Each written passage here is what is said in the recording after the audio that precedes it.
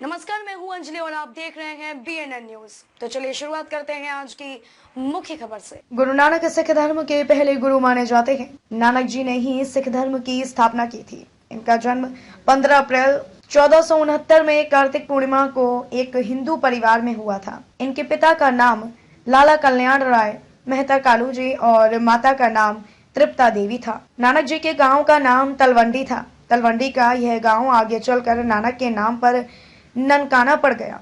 इनका परिवार कृषि करके आमदनी करता था। गुरु नानक का जहां जन्म हुआ था वह स्थान आज उन्हीं के नाम पर ननकाना के नाम से जाना जाता है। ननकाना अब पाकिस्तान में है। नानक जी में बचपन से ही आध्यात्मिक विवेक और विचारशील जैसी कई खूबियां मौजूद थी।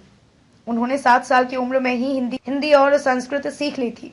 16 साल की उम्र तक आते आते वह अपने आसपास के राज्यों में सबसे ज्यादा पढ़े लिखे और जानकार बन चुके थे। इस्लाम, ईसाई धर्म, यहूदी धर्म और शास्त्रों के बारे में भी नानक जी को जानकारी थी।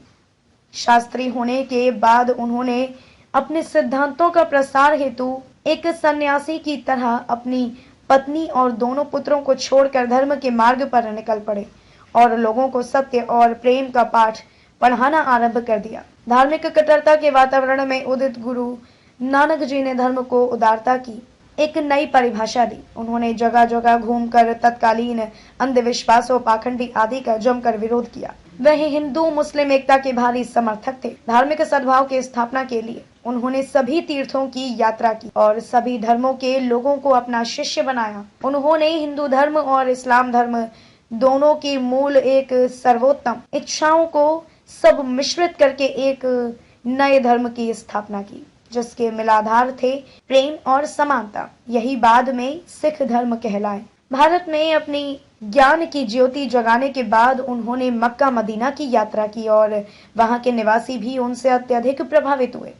25 वर्ष के भ्रमण के पश्चात गुरु नानक साहेब करतारपुर में बस गए और वहीं रहकर उपदेश देने लगे। उनकी वाणी आज भी गुरु ग्रंथ साहिब में संग्रहित है। 38 साल की उम्र में सुल्तानपुर लोधी के पास बैन नदी में नहाते समय गुरु नानक देव जी ने भगवान का उपदेश सुना कि वह महानता की सेवा करने के लिए खुद को समर्पित कर दे। इसके बाद वह पहला वाक्य जो उनके मुंह से निकला वह यह था कि ना तो कोई हिंदू है ना ही कोई मुसलमान। उन्होंने अपने इस सुंदर सरल वाणी से जनमानस के हृदय को जीत लिया। लोगों को बहुत सरल भाषा में समझाया कि सभी इंसान एक दूसरे के भाई है। ईश्वर हम सबके पिता है।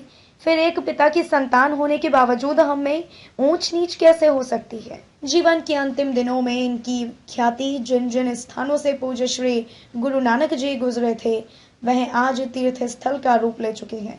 अंत में 22 सितंबर 1539 में जपू जी का पाठ करते हुए उनका स्वर्ग प्रयाण हुआ। मृत्यु से पहले उन्होंने अपने शिष्य भाई लहना को अपना उत्तराधिकार घोषित किया, जो बाद में गुरु अंगद देव के नाम से जाने गए। खबरों में अब तक के लिए बस इतना ही। मिलते हैं फिर ऐसी ही किसी बड़ी खबर के साथ। तब तक के लिए नमस्कार और देखते रहिए BNN न्यूज।